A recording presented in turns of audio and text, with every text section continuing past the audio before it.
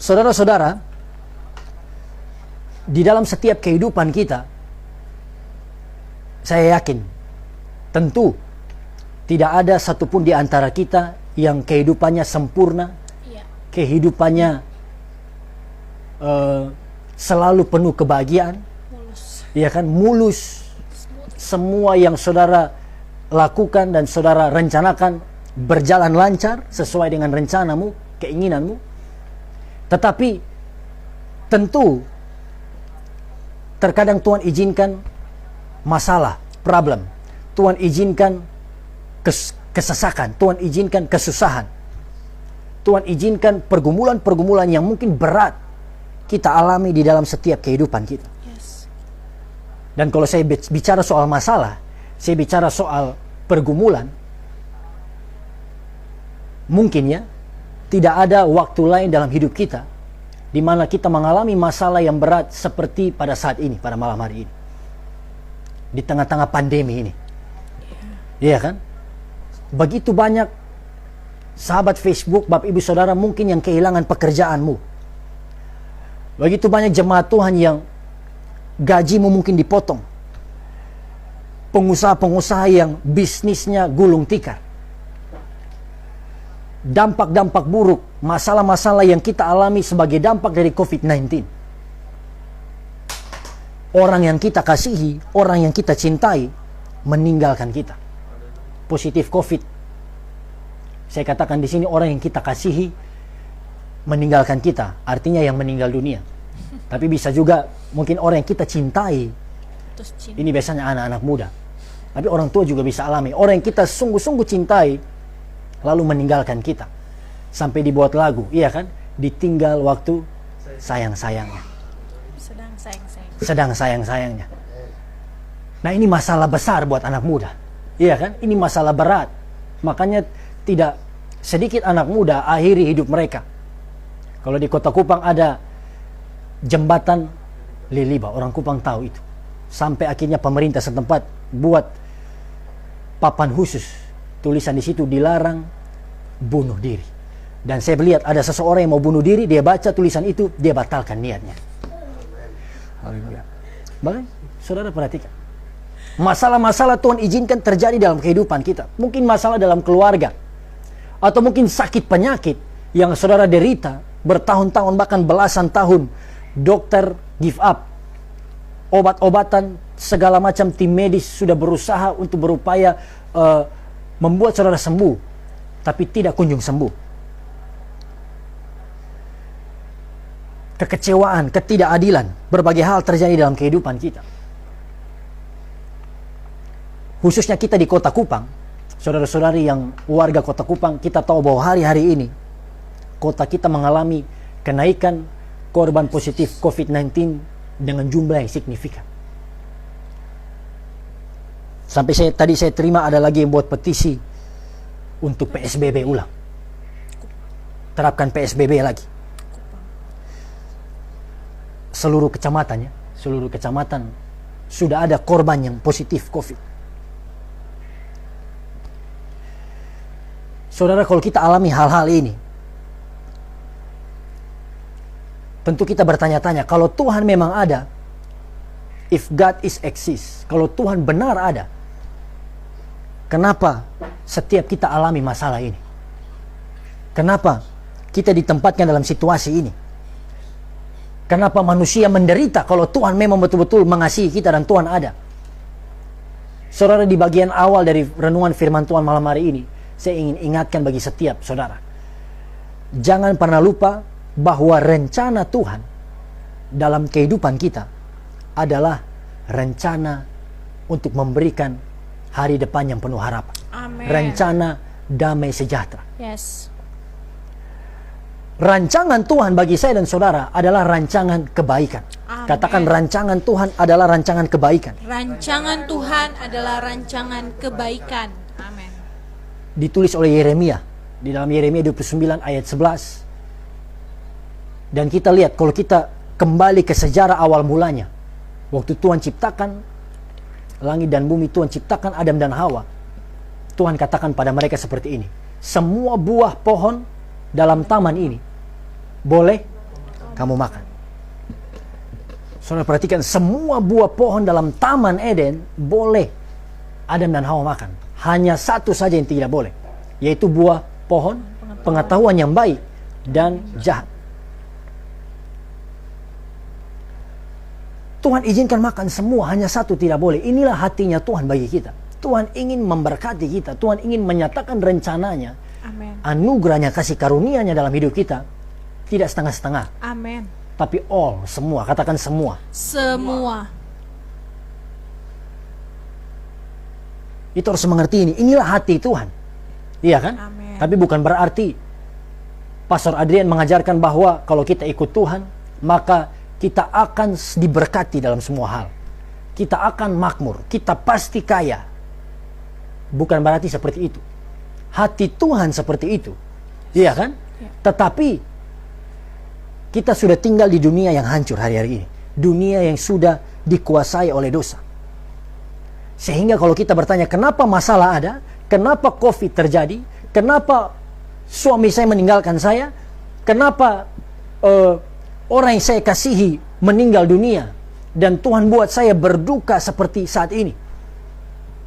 Dengar baik, semua yang buruk, katakan semua yang buruk. Semua yang buruk. Semua yang buruk terjadi di dunia oleh karena dosa. Ya. Because of sin.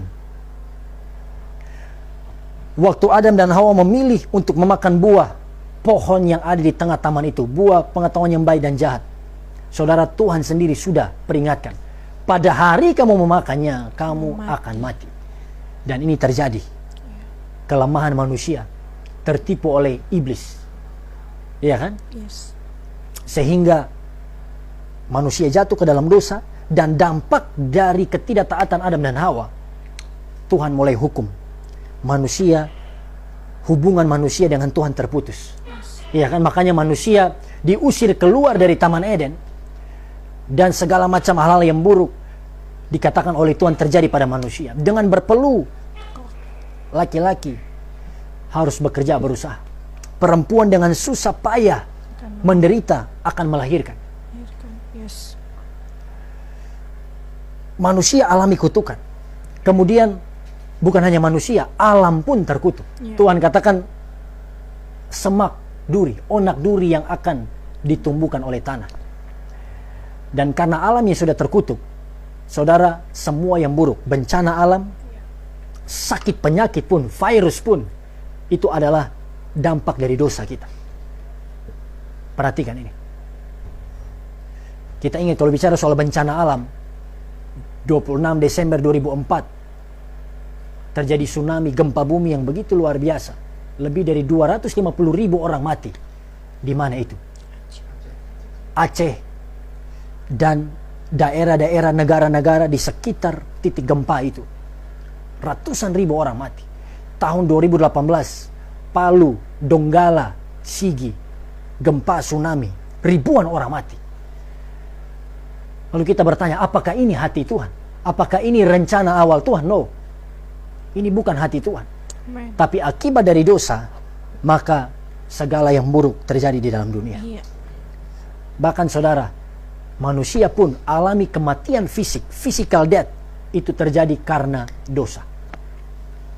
Tuhan katakan pada hari yang kau memakan buah ini kau akan mati. Dan apa yang terjadi? Adam tidak lagi hidup selama-lamanya. Kematian fisik terjadi, dan yang berikut ini bukan yang terburuk. This is not the worst.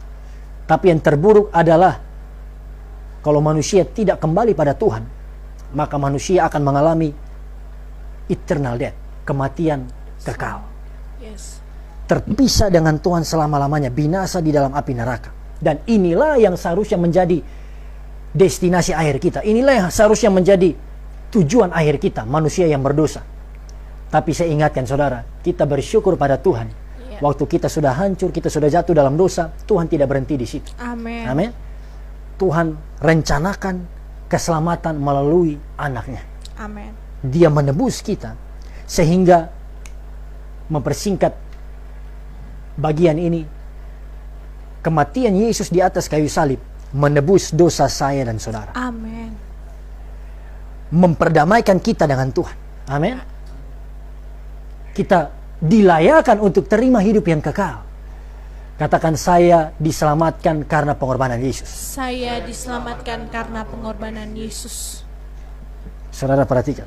Lalu Tuhan sudah selamatkan, Tuhan sudah tebus kita. Jangan lupa, kalau kita sudah jadi orang Kristen, kita sudah percaya pada Tuhan, tidak serta-merta kehidupan kita sempurna. Tidak serta-merta semuanya aman, semuanya jadi taman Eden. No. Tapi jangan pernah lupa, kita sudah tinggal di dunia yang berdosa. Dunia yang sudah hancur, sudah rusak. We live in a fallen world. Artinya apa? Kita tidak bisa lagi berharap bergantung pada dunia. Kita tidak bisa menaruh harapan kita kepada dunia. Segala sesuatu yang ada di sekeliling kita rapuh. Semuanya sudah rapuh. Dan bisa berubah setiap saat. Bapak Ibu perhatikan ini. Sebelum COVID, iya kan? Sebelum COVID-19, keadaan yang baik, kemajuan teknologi, keamanan, kenyamanan yang kita nikmati selama hidup kita sebelum COVID, ya kan? Membuat begitu banyak orang lupa bahwa dunia ini sudah hancur. Akibatnya apa? Banyak orang Kristen melupakan Tuhan. Banyak orang percaya mulai hidup untuk visinya, untuk cita-citanya, untuk tujuan mereka sendiri. Lupa pada Tuhan, lupa pada kehendak Tuhan. Dan ketika COVID menyebar, waktu pandemi menguasai dunia, saudara lihat, mata kita kembali terbuka. Iya kan? Iya. Sekarang mata kita kembali terbuka. Bahwa apa? Tidak ada yang abadi, tidak ada yang tetap di dunia ini. Iya. All things, semuanya bisa berubah dalam sekejap. Yes. Katakan, semua dapat berubah. Semua dapat berubah. Ya. Semua bisa berubah. Tidak ada yang tidak bisa berubah. Tapi Yesus katakan seperti ini. Langit dan bumi akan berlalu. Kita buka Matius 24 ayat 35. Langit dan bumi akan berlalu. Tetapi firmanku, amin, perkataanku Amin. tetap. Kita buka Matius 24 ayat 35. Kita baca bersama-sama.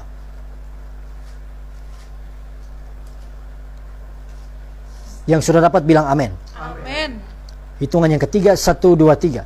Langit dan bumi akan berlalu, tetapi tetapi perkataanku tidak akan berlalu. Amin. Langit dan bumi, semua yang ada di sekeliling kita, apapun itu, bahkan tubuh fisik kita pun, iya kan? Musa katakan, Mazmur 90 ya,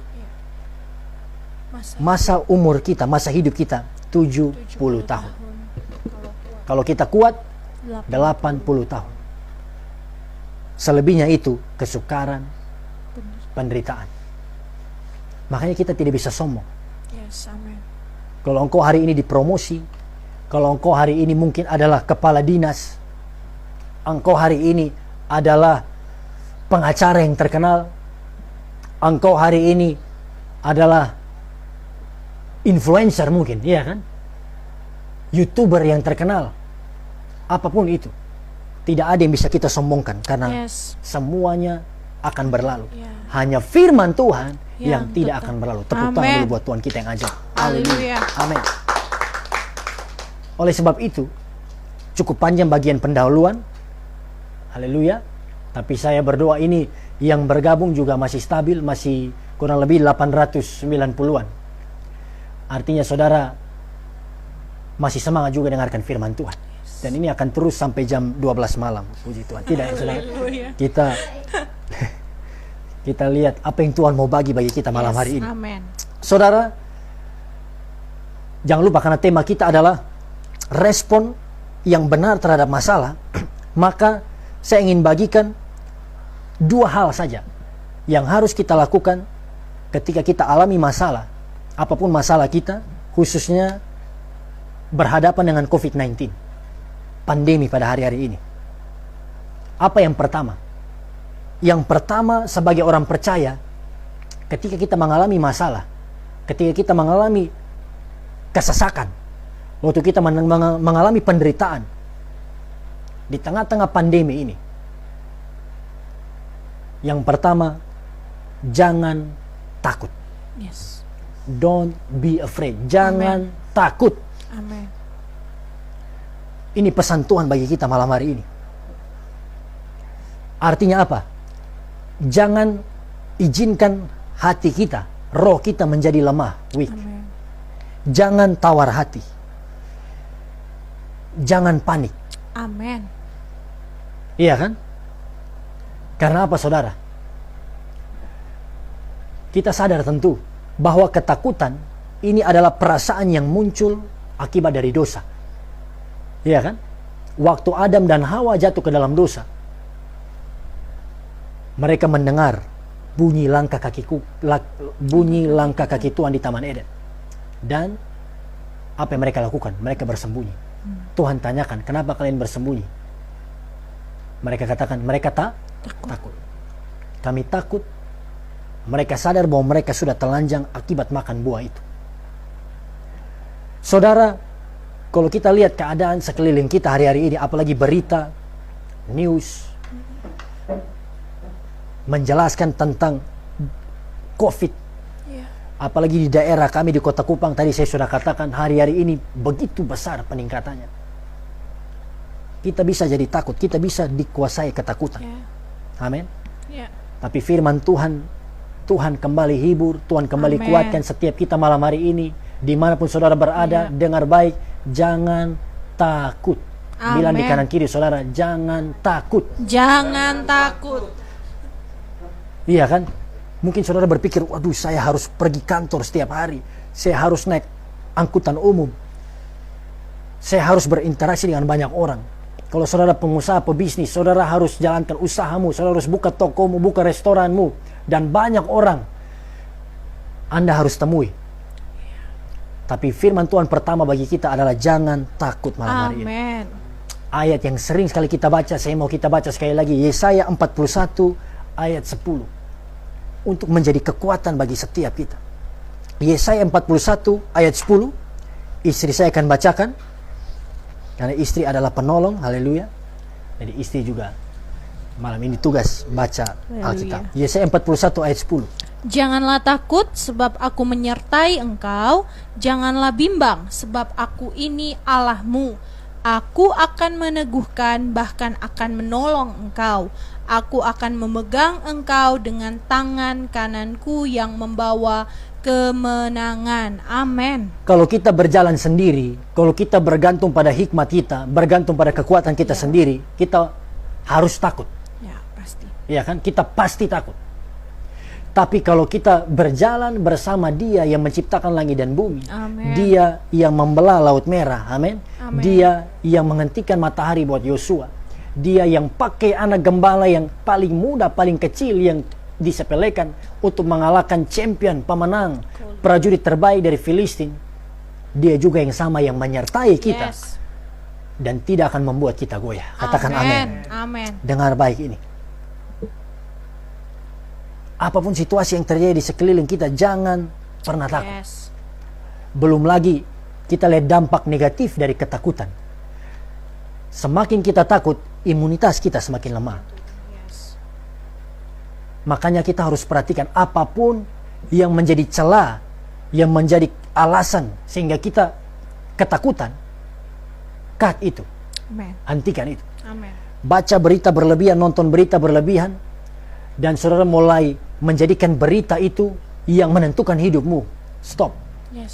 Bukan berarti berita salah, ya kan? Tetapi hidup kita ditentukan oleh firman Tuhan, bukan oleh kata berita. Amin. Katakan, hidup saya ditentukan oleh Tuhan. Hidup saya ditentukan oleh Tuhan. Amin. Ini kita harus ingat. Amsal 24 ayat 10. Kita buka lagi ayat ini. Amsal 24 ayat 10.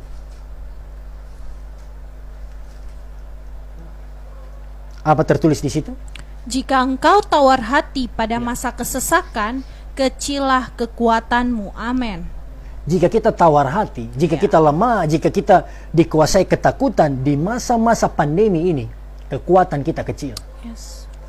Dan bukan hanya bicara soal pandemi, apapun masalah kita. Waktu saudara disakiti, dilukai orang lain, iya kan? Dan engkau tawar hati, putus asa, marah pada Tuhan, engkau yang lemah. Iya. Padahal seharusnya keadaan kita jangan ditentukan oleh orang lain, situasi sekeliling kita. Amin. Kebahagiaan kita ditentukan oleh kita sendiri. Nah. Amin. Makanya sampai ada istilah kan, jangan lupa bahagia. Amin. Iya. Ya betul, jangan lupa bahagia. Kita yang menentukan sendiri situasi hati kita. Dan doa saya setiap kita malam hari ini, dimanapun kita berada, kita semua jadi orang percaya yang berani. Kita jadi orang percaya yang kuat di tengah-tengah masa sulit. Yes, amin. Dengar baik ini. Bagaimana supaya tidak takut? Fokus pada firman Tuhan. Ya. Amin. Baca firman Tuhan. Tadi kita baca, Tuhan katakan jangan takut, aku menyertai engkau. Memberikan kemenangan. Fokus kepada kuasa Tuhan dalam kehidupan kita. Amin. Apalagi kalau saudara mulai dikuasai ketakutan, saudara bisa buka Mazmur 91. Ya. Baca Mazmur 91. Oh, itu semua bicara soal protection, perlindungan Tuhan bagi saya dan saudara di tengah-tengah serangan, di tengah-tengah panah api. Iblis. Iya kan? Di tengah-tengah penyakit sampar yang menular. Ya. Kalau kita duduk dalam lindungan Allah yang Maha Tinggi, Dialah tempat perlindungan dan Dialah kubu pertahanan kita. Tepuk tangan buat Tuhan kita yang ajaib. Amin. Haleluya. Dan yang kedua, yang pertama tadi jangan takut. Don't be afraid. Di tengah-tengah masalah jangan takut. Amin. Jangan izinkan ketakutan kuasai kita. Jangan tawar hati. Yang kedua, apa yang harus kita lakukan? Saudara, waktu kita alami masalah, datanglah pada Tuhan. Amin. Come to God. Datang pada Yesus. Yes. Hanya orang-orang yang menyadari keterbatasan mereka, hanya orang-orang yang menyadari besarnya masalah dalam hidup mereka yang membutuhkan pertolongan Tuhan. Amin. Iya kan? Dan saya ulang-ulang katakan ini. Masa sulit, penderitaan, kesesakan, hal-hal buruk, penghinaan, sakit penyakit, apapun yang terjadi dalam hidup kita hari ini, kalau kita bisa melihat dari sudut pandang yang lain, kita akan menyadari justru oleh masalah itu membuat kita terbuka mata dan kita datang kembali pada Tuhan. Amin. Kalau tidak ada masalah, kita ada di zona nyaman, kita merasa kuat, kita tidak perlu Tuhan. Tapi karena masalah yang Tuhan izinkan terjadi, atau mungkin masalah yang kita alami karena kesalahan kita sendiri, iya kan? Akibat keteledoran kita, kesalahan kita, kita ada dalam masalah malam hari ini. Saudara dengar baik, datang pada Tuhan. Amin. Kita ingat, saya pernah share firman di dalam 1 Samuel pasal 30 tentang peristiwa di mana rumah-rumah, daerah tempat Daud dan kelompoknya, timnya tinggal di Filistin, Ziklag, dibakar oleh orang-orang Amalek. Yes. Iya kan? Perhatikan. Di dalam 1 Samuel 30 ayat 6 kita baca saja. 1 Samuel 30 ayat 6.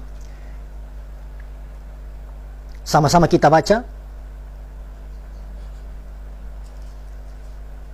Yang sudah dapat bilang amin. 1 Samuel 30 ayat 6, hitungan yang ketiga, 1, 2, 3. Dan Daud sangat terjepit karena rakyat mengatakan hendak melempari dia dengan batu. Seluruh rakyat itu telah pedih hati, masing-masing karena anaknya laki-laki dan perempuan. Tetapi Daud menguatkan kepercayaannya kepada Tuhan Allahnya. Amin. Bapak Ibu perhatikan ini. Background dari ayat ini adalah tanpa bertanya-tanya pada Tuhan, tanpa konsultasi pada Tuhan, berdoa pada Tuhan, Daud memutuskan untuk lari ke daerah Filistin bersama dengan timnya. Tujuan mereka tentu untuk menyelamatkan diri dari kejaran Saul. Tapi Daud tidak bertanya pada Tuhan. Daud inisiatifnya sendiri. Dia pergi ke Ziklag, pergi ke daerah Filistin untuk menyelamatkan diri. Sedangkan kita tahu Filistin ini kan musuh Israel. Ini bangsa yang Tuhan sendiri perintahkan untuk mereka basmi, mereka bunuh. Tapi karena keadaan sulit, Daud pergi lari ke Filistin. Saudara perhatikan, waktu Daud pergi ke Filistin, Tuhan tidak melarang Daud. Karena apa? Tuhan menghargai kehendak bebas kita. Amin. Tuhan hargai kehendak dari Daud. Dia yang memilih sendiri untuk melanggar kehendak Tuhan. Kadang-kala kita seperti itu. Waktu kita memilih untuk lakukan dosa, waktu kita memilih untuk tidak taat pada Tuhan, abaikan firman Tuhan, Tuhan tidak akan tahan kita. Makanya Daud pergi ke Filistin, Daud tinggal di daerah Ziklag, diberikan oleh raja di sana. Iya kan? Ya. Dan apa yang terjadi di daerah Ziklag waktu mereka tinggal di sana? Pada saat itu Daud dan pasukannya, para pria-pria, sedang ada di dalam pertemuan dengan pasukan Filistin karena mereka mau berperang melawan Israel. Perhatikan, waktu Daud ada di Filistin, waktu Daud ada di Ziklag, Daud bantu orang Filistin Melawan Israel. berperang melawan bangsa-bangsa musuh Filistin. Dan pada saat itu mereka bertemu untuk melawan Israel, saudara-saudara Daud sendiri. Dan Daud setuju untuk membantu Filistin berperang lawan Israel. Saudara bayangkan. Makanya kalau Bapak Ibu baca di 1 Samuel 29 beberapa pasal sebelumnya, para jenderal-jenderal Filistin kaget lihat Daud muncul. Ini kan Daud yang mengalahkan Goliat. Ini kan pahlawannya Israel. Belum lagi kalau mereka sadar Daud ini yang menyunat 200, membunuh dan dia menyunat 200 pria Filistin, perintah dari Saul. Iya kan? Dan waktu Daud ada di Ziklag, waktu dia siap untuk berperang, membantu Filistin berperang lawan Israel, saudara, saat itulah, saat mereka keluar, orang Amalek serang Ziklag, membakar semua rumah dan mengambil istri-istri, perempuan-perempuan dan anak-anak. Perhatikan ini, waktu kita berjalan dalam ketidaktaatan, kita buka celah buat iblis masuk menghancurkan kita. Ya kan? Ya. Sehingga saat sudah diserang, apa yang terjadi? Ayat yang tadi kita baca, sekali lagi saya bacakan, Bapak Ibu perhatikan. Dan Daud sangat terjepit. Waktu mereka pulang, semua sudah habis. Pasukan-pasukannya menyalahkan dia. Istrinya dan anak-anaknya pun sudah diambil. Ayat ini mencatat Daud sangat terjepit karena rakyat mengatakan hendak melempari dia dengan batu. Seluruh rakyat itu telah pedih hati, masing-masing karena anaknya laki-laki dan perempuan. Perhatikan kalimat terakhirnya. Tetapi apa? Daud menguatkan kepercayaannya kepada Tuhan Allahnya. Amin. Perhatikan. Waktu kita alami jalan buntu, waktu kita alami masalah karena kesalahan kita sendiri, Tuhan tidak pernah meninggalkan kita. Amin. Karena pilihan Daud memposisikan mereka ada di situasi itu. Tapi toh begitu, Daud sadar dan Daud kembali menguatkan kepercayaannya pada Tuhan. Amin. Saudara, kalau manusia, iya kan, orang lain tegur kita, peringatkan kita, kita tidak mau dengar, lalu kita jatuh, apa yang orang itu katakan?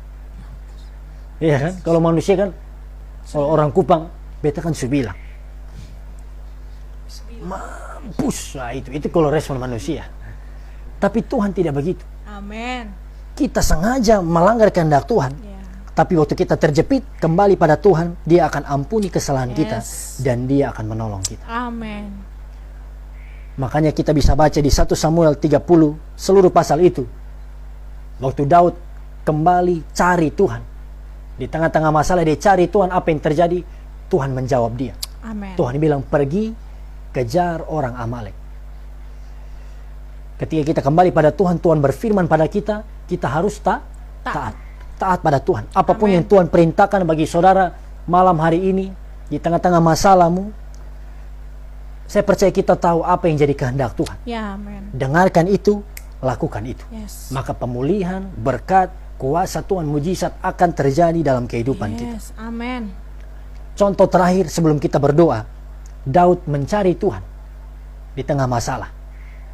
Yang berikut, ada sebuah peristiwa ketika Raja Yehuda, kerajaan selatan, dia tahu bahwa musuh-musuh datang untuk menyerang mereka. 2 Tawarik 20 ayat 1 sampai 3. Cerita juga yang sudah sering mungkin kita baca, kita khotbahkan. Di zaman pemerintahan Yosafat, Bani Moab dan Bani Amon datang untuk melawan Yosafat. Iya kan? Dan apa yang terjadi? Ayat 2 Tawarik 20, ayat 1 sampai ayat 3, kita baca ayat-ayat terakhir ini. 1, 2, 3. Setelah itu, Bani Moab dan Bani Amon datang berperang melawan Yosafat bersama-sama sepasukan orang Meunim. Datanglah orang memberitahukan Yosafat, suatu laskar yang besar datang dari seberang laut Asin, dari Edom, menyerang tuanku. Sekarang mereka di Hazezon Tamar, yakni En-Gedi. Yosafat menjadi takut, lalu mengambil keputusan untuk mencari Tuhan.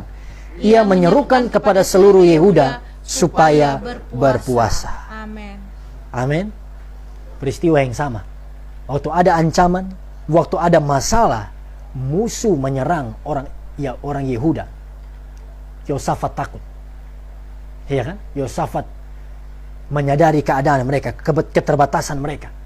Dan Yosafat mencari Tuhan. Inilah langkah terbaik yang bisa kita lakukan ketika masalah menghimpit kita. Mungkin kita lihat depan, kanan, kiri, belakang, semua pintu tertutup. Tapi jangan lupa, langit masih terbuka. Lihatlah ke atas. Amen. Artinya apa? Masih ada Tuhan, Masih ada dan masih ada Dia yang sanggup menolong setiap kita. Amen. Tepuk tangan dulu buat Tuhan kita yang baik. Amin. Dua hal ini Tuhan sampaikan bagi setiap kita. Jangan takut alami masalah apapun, Ya, khususnya di tengah-tengah pandemi ini. Dan yang kedua, cari Tuhan. Yes. Seek God. Cari Tuhan, cari wajah Tuhan. Dan apa yang terjadi waktu Daud cari Tuhan? Tuhan menolong mereka rebut kembali istri, anak-anak, apapun yang direbut dari orang Amalek. Waktu Yosafat cari Tuhan, endingnya saudara, luar biasa.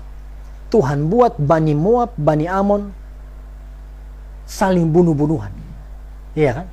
Mereka tidak perlu berperang, bahkan Tuhan katakan bahwa Dia yang berperang gantikan mereka.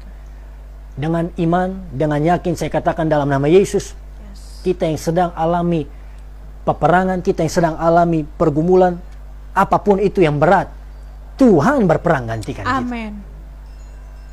Mari kita tutup Alkitab kita bersama-sama.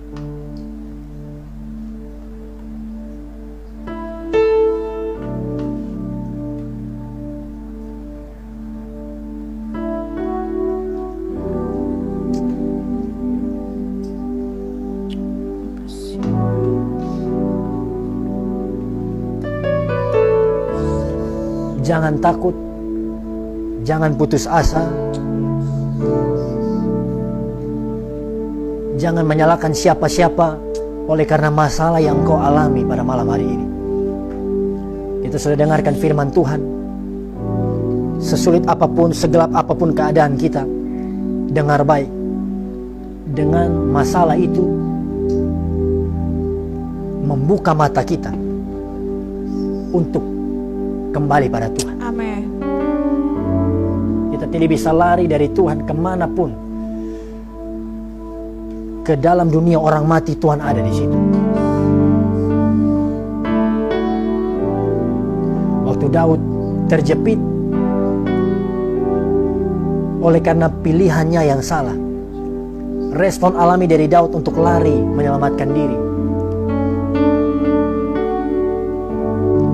Tetapi akibat dari pilihannya yang salah, Tuhan hukum Daud. Tuhan izinkan rumah mereka dibakar, istri anak-anak mereka dibawa oleh orang-orang Amalek. Dan 1 Samuel 30 ayat 6 mencatat Daud terjepit, dan Daud kembali menguatkan kepercayaannya kepada Tuhan.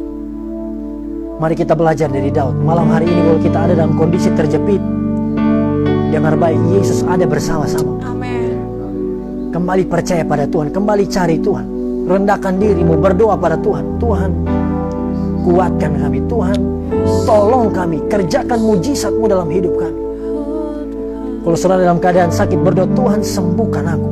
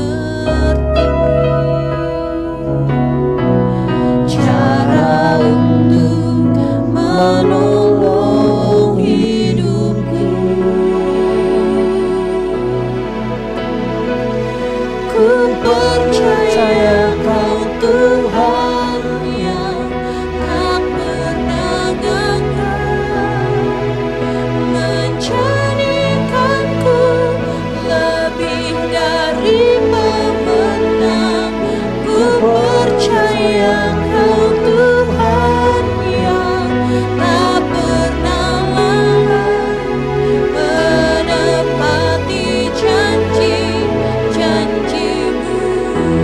Ku percaya Kau Tuhan. Ku percaya Kau Tuhan yang tak pernah gagal menjadikanku lebih dari pemenang. Ku percaya Kau Tuhan yang tak pernah lalai menepati janji-janji-Mu. Dengar baik pada malam hari ini, suami-suami, istri-istri, keluarga-keluarga engkau yang mengalami masalah, mungkin sudah diambang perceraian. Kembali bawa keadaan keluargamu kepada Tuhan. Bawa dalam doa, berdoa, doakan suamimu, doakan istrimu. Anak-anak, doakan orang tuamu. Saudara yang ada di dalam masalah, mungkin engkau berpacaran dengan pasanganmu bertahun-tahun, kalau engkau ditinggalkan oleh dia. Kau sempat terpikir untuk bunuh diri, akhiri hidupmu. Malam hari dengar baik, hidupmu masih panjang. Yes. Yesus sayang padamu. Amen. Yesus sanggup menghibur hatimu. Dia sanggup menjadikanmu lebih dari pemenang. Amin. Kau dalam keadaan sakit, terus berserah. Dia Allah Yehova Rafa yang Amin. sanggup menyembuhkan. Yes. Kau yang dalam keadaan krisis, bangkrut, dililit hutang, tidak mampu membayar, malam hari ini datang pada Tuhan. Cari Tuhan, bertobat dari kesalahan-kesalahanmu. Amin. Yesus sanggup memberkatimu. Ya. Yesus sanggup kerjakan mujizat. Kita naikkan pujian ini sekali lagi dari awal. Mari kita berdoa bersama-sama pada Tuhan. Mohon pertolongan Tuhan. Engkau yang Lebih tahu terus angkat hatimu pada Yesus. cara untuk membuka jalanmu. Engkau yang lebih mengerti cara untuk menolong hidupku. Angkat tanganmu di hadapan Tuhan. Ku percaya. Kau Tuhan yang Amin. tak pernah gagal Menjadikanku lebih dari pemenang. Ku percaya Kau Tuhan yang tak pernah lalai menepati janji-janji-Mu. Ku percaya Kau Tuhan. Ku percaya Kau Tuhan yang tak pernah gagal menjadikanku lebih dari pemenang. Ku percaya Kau Tuhan yang tak pernah lalai menepati janji-janji-Mu. Jangan lebih sungguh katakan, ku percaya Kau Tuhan. Percaya Kau Tuhan Keluarga-keluarga Tuhan pulihkan malam hari ini. Jemaatmu yang sakit Tuhan sembuhkan dalam nama Yesus. Jemaat Tuhan yang putus asa terima harapan baru. Jemaat Tuhan yang sudah menyerah kembali dikuatkan oleh Tuhan.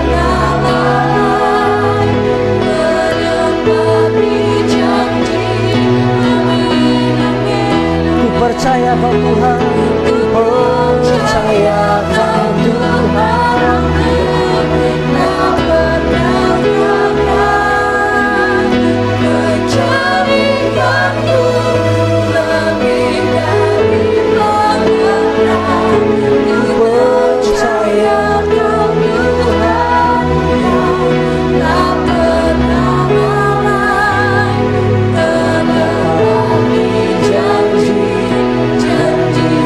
katakan ku percaya kau Tuhan.